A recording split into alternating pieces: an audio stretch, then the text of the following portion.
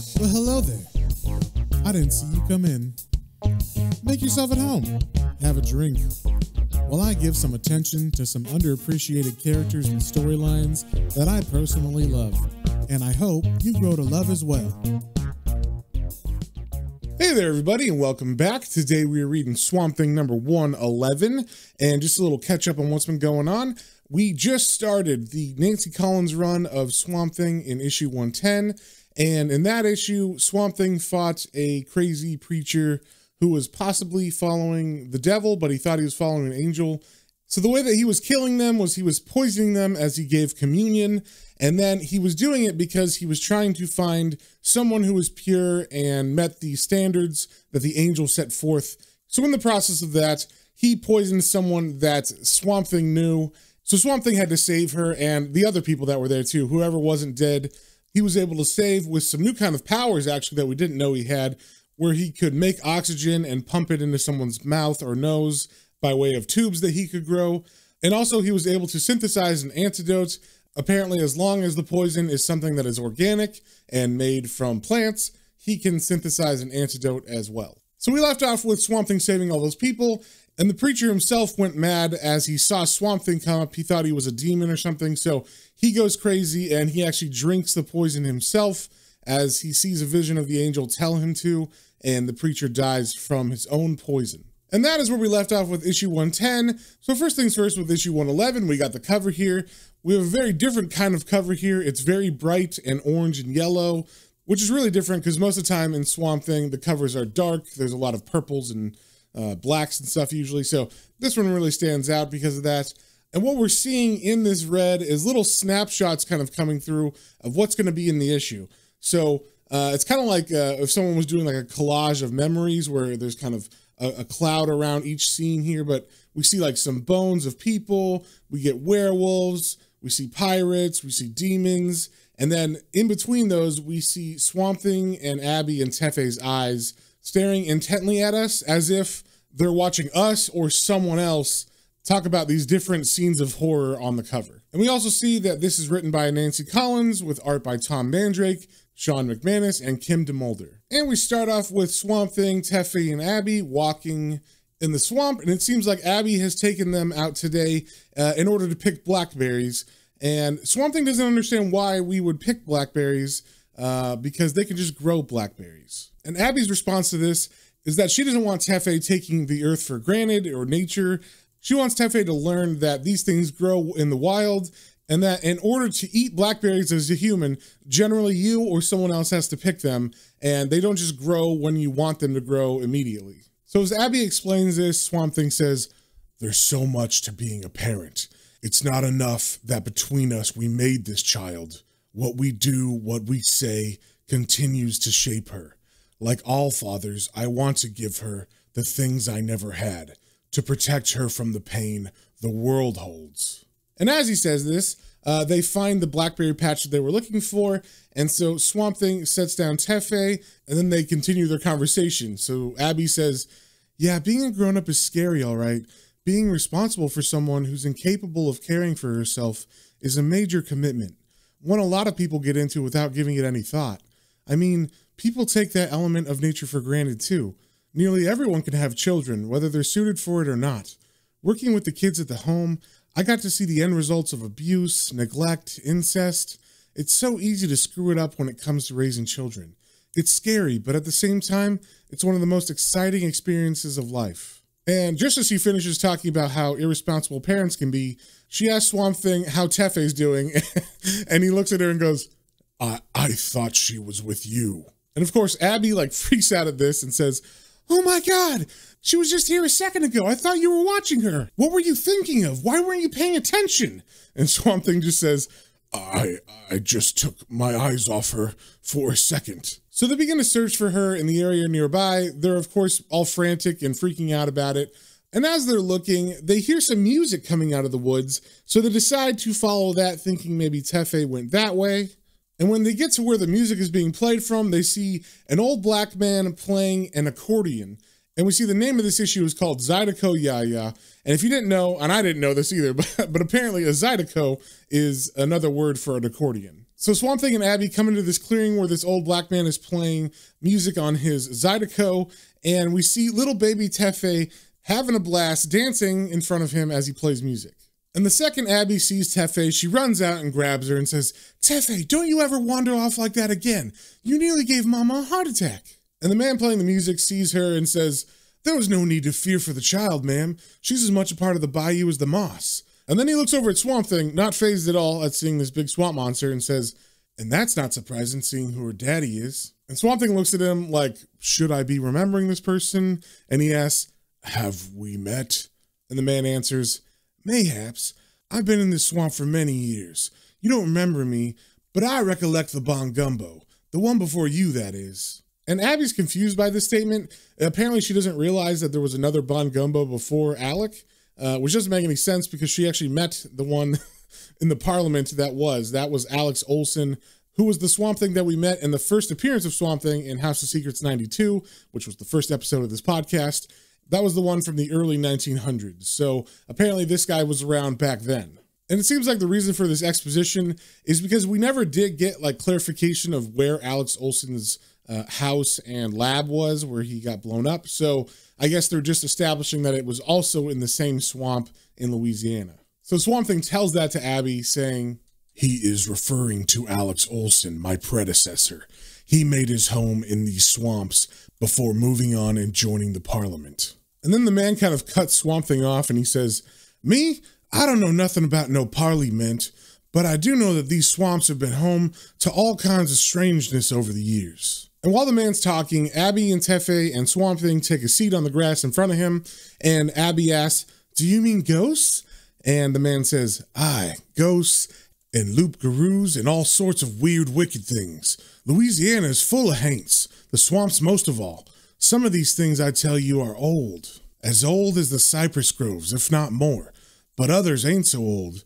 Some I seen with my own two eyes. Others I only heard tell about. And I'm not saying any of what I say is true, but I ain't saying it's lies neither." And on this page, in the background of it, we see his faded face talking as we get scenes of werewolves fighting and walking through the swamps and showing their bloody teeth at us and howling at the moon. And the man says, "Like the rumor that the loup-garou, the men who run as wolves, hold dances at the Bayou Gula. Maybe this is true, maybe not. But the rumor is very old, and it still continues. So maybe there is something to it, huh? And then there are the spirits of the Letiche. They are the spirits of unbaptized babies who haunt children in their beds at night. They suck the breath out of the little ones, and babies that die without once crying out are proof that a Letiche has been sharing their cradle." And at that story, Abby says, "Ugh, I don't like that story." You know, because she's got Tefé in her hands, and Tefé's still a toddler, so that would be freaky for her to think about. But the man says, "Stories are not here to be liked or disliked. They exist only to be told and listened to." And this part's pretty amazing.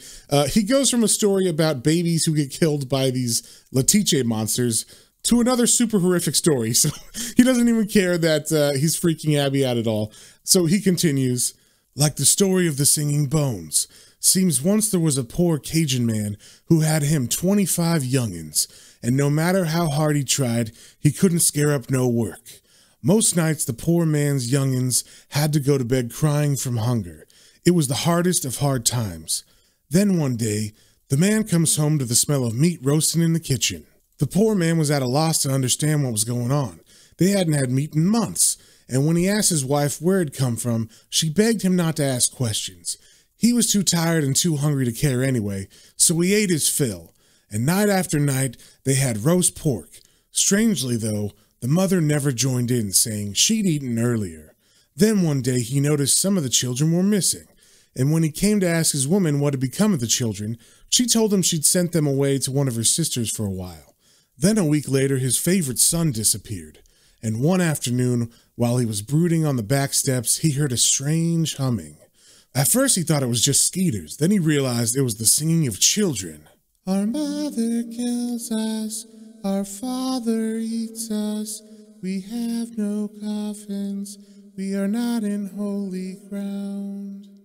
The poor man looked under his porch and saw all the bones of his missing children, and outraged, he grabbed up his axe and he smashed his wife's skull in.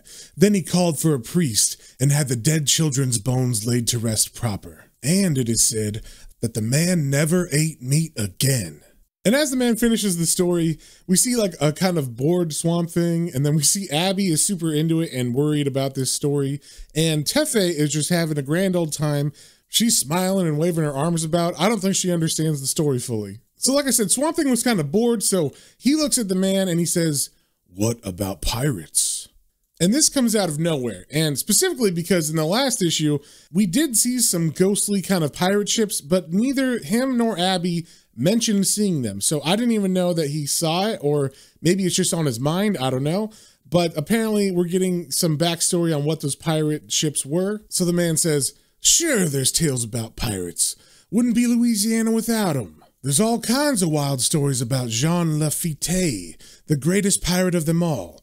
Stories about his lost treasure, about his true burying place, but the oddest story by far is about him and Dark Conrad, his sworn enemy. It seems as Dark Conrad was not only a fierce, bloodthirsty pirate, he was also a warlock, trafficking with demons and other such things. Story has it he used his captives, and sometimes his crew, as sacrifices to gods that was old back when the earth was young. Then one day, he and his men raided a Caribbean village friendly to Lafitte, killing his lady while doing it. And when Lafitte returned and found his love dead, he swore over her body he'd make Dark Conrad pay for his evil deeds, and that he'd never rest until he saw him dead once and for all. To escape Lafitte's wrath, Dark Conrad sailed his ship, the La Cockatrice, into the Black Bayou, but not before he made a bargain with his unholy masters, sacrificing all his captives. Whatever he did, it must have worked, 'cause he sailed into the Black Bayou and never sailed back out again. And old Lafitte was put out to no end, but he said he knew Dark Conrad would be back someday, and when he did, he would find Jean Lafitte waiting for him." And then Abby says, "Wow, what do you really think happened to this Dark Conrad guy?" And the storyteller answers, "Maybe his ship run aground and sink. Maybe he got ate up by gators. Maybe he joined his masters in their place beneath the sea. Who can say, huh? But let me tell you a story that happened not so long ago as the swamp reckons time." And before we get into this next story, I just wanted to interject that there is, underneath all this storytelling, the pictures, but it's pretty much exactly what he's saying. So I don't feel like I need to describe them. So if you want to know exactly what he's talking about and you want to see the pictures, then definitely pick up this issue. I know you can get it digitally pretty easily on Amazon and Comixology. So the storyteller starts his next story. "It's only natural that the devil once made his home in New Orleans, and while he lived here, he had himself a beautiful Creole mistress, of whom he was very jealous. Now the devil got his woman the finest house on St. Charles Avenue, and dazzled her with all kinds of money, but the devil was away on business 6 days out of 7, so it wasn't no time at all before she took herself another lover, and since the devil is the king of sin, it wasn't long before news of her carrying on got to him. Later that night, the devil waited for the lover to leave the house he'd given his woman. At first, the devil's rival was mighty scared to see his lover's boyfriend behind him. But the devil insisted he wasn't angry. He told the lover that he'd grown tired of his mistress, and now he wanted the boy to take her off his hands. The devil promised the boy £1,000,000 of gold if he would marry the girl and leave New Orleans. There was but one condition, that they must always be known as Monsieur and Madame L. So the young man ran back into the house to tell the good news to his girl. But when she heard what he'd agreed to, she was horror-struck, for she knew that the L stood for Lucifer. Furious, she rushed at her lover and strangled him to death. And at that same moment, the devil appeared and killed her. Then he carried both of their bodies to the roof of the house, where he ate them all up except for their skins, which he tossed into the winds. And then we get a panel of Abby looking pretty engrossed by this story. Her eyes are all big, like she can't wait to hear what happens next. And she says, "Ew, gross. You got any more?" And the storyteller looks at her and he says, "Aye, and this one's truer than some and sadder than most. It's about a man who used to live down this way 60-odd years ago. There was once a young fella named Augustine Dupin. He was born poor and black in a time when being both was considered a crime. Now, Augustine wasn't what you'd call a strapping figure of a man, and he was smart enough to realize that working as a field hand was going to be the early death of him. So he saves himself some money and he goes into town and he buys himself a Zydeco. And just a reminder that that is an accordion, if you remember from earlier in the story. And the storyteller continues. It wasn't long before Augustine found himself playing at the weekend parties. It ain't the steadiest of work, but it pays well enough to keep a man from chopping cotton in high summer. Augustine loved playing his Zydeco. The more he played, the better he got. It was like the music was swelling up inside him, hurting to be set free so people could hear it. And he was as happy as a dead pig in the sunshine. It turns out Augustine also had himself a fine voice and a talent for making up songs on the spot about people and places he knew. People would come from all over just to hear him sing. And one night, this woman comes up to him and asks him to sing about her troubles. And I'll interject here that the woman who came up to ask him to sing about her is a white woman, so that definitely plays into this because he's a black musician. And the storyteller continues, well, what with him being a soft-hearted soul, and he agrees to do it. So he gets up there and he sings a song for her. And I don't know what this kind of music is with the Zydeco and everything, so I'm just going to throw in my rendition of what this song might sound like. Poor Rosalie, her man, he treat her bad. He run around and drink away the baby shoes. She works so hard to make a home, but all she gets are fists and words. And that's all the lyrics we get, so I'm going to stop there. I'm sorry about that. So the storyteller continues. Of course, Augustine had no way of knowing Rosalie's man was sitting in the audience too. Well, the husband was so mad, he tossed his bottle at Augustine. Luckily, he didn't get his head cracked open. Unluckily, it cost him his Zydeco. And I'll just describe this panel because that didn't really give a good description, but the man threw his bottle at Augustine and Augustine put up his accordion to block it and it was open. So the bottle, as it shattered, just kind of ruined all the fabric in between the folds in the accordion, I guess making it unplayable. And the storyteller continues, it wasn't long after that happened that Jean Thoreau, the finest fiddler in Acadiana, comes by Augustine's place. Seems he'd heard good things about Augustine's playing. When Augustine explains about his Zydeco getting busted, Thoreau tells him not to worry. He saw big things ahead for country music, what with the radio and the records being so popular, and sure enough, they cut themselves a record over in Thibodaux, where Thoreau's brother-in-law had a phonograph store. It wasn't much, but it was a start, and soon folks were coming from far and wide to hear him play. They even started playing on the radio. Things were looking good, and the band was getting ready to make the jump to Nashville in the big time. Then the band gets invited to play for a rich landowner's daughter's coming-out party. And the band is playing in the ballroom while the guests dance and clap their hands, and everyone's having a good time. And by that time, Augustine was dripping sweat, so he calls out for a rag to wipe his face. But instead of getting a rag, the landowner's daughter gives him her very own handkerchief. And Augustine being Augustine, he didn't think nothing of it. Unfortunately, though, other folks did. And they caught him unawares during the band's break. He'd forgotten his place and it would cost him. He might not be poor anymore, but he was still black, and that was still considered a crime. And I'm just going to describe the next part because some of the words that he says are words that I don't want to say. So these white men from the party beat him up very badly, and they also smash his Zydeco, and then they run over his body a couple times with their truck, and then they go back into the party like nothing happened, and they leave him out there dead. And the storyteller continues. Well, Thoreau and the others were starting to wonder what had happened to Augustine. It wasn't like him to keep folks waiting. And just as they were getting ready to start without him, Augustine shows up looking mighty queer. And he's got with him the most outlandish accordion that anyone ever did see. And when he starts playing, it's the most beautiful music anyone's ever heard. So beautiful, it's frightening. So beautiful, it's deadly. Suddenly, the men who'd attacked him started hopping around like frogs on hot bricks. They were shrieking and yowling that the devil had a hold of them, making them dance. Of course, most folks thought they was drunk, until they burst into flames. Needless to say, the other folks put their foot in the road once the house caught fire.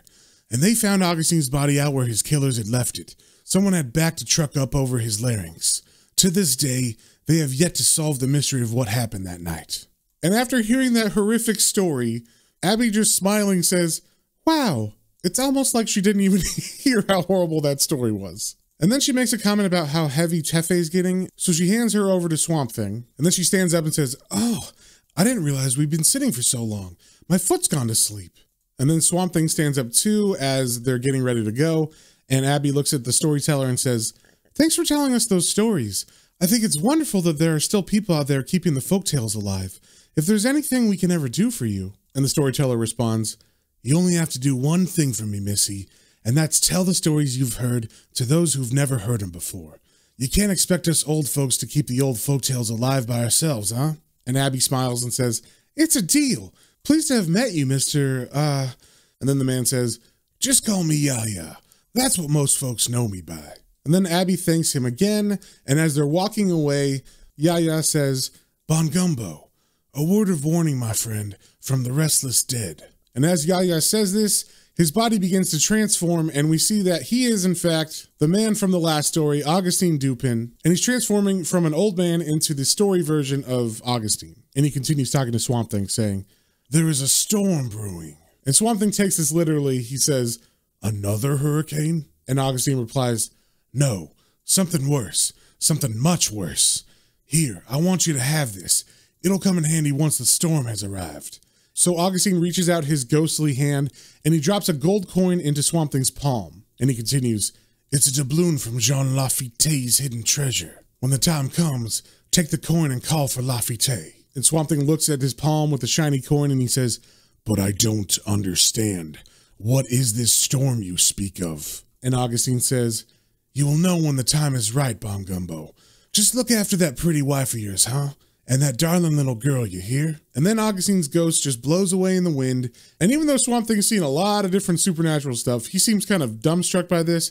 But I think it's actually that he wanted to know more information about the coming storm. And that is the last page of the story, but we do get one more page where we get a drawing of a photograph of the actual Augustine Yaya Dupin.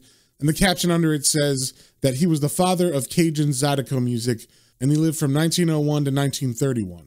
And that is the end of the issue. So if you guys have any comments, questions, or suggestions, you can email me at planestrains.and-comic-books, all one word, @gmail.com. And until next time, remember to stay swampy.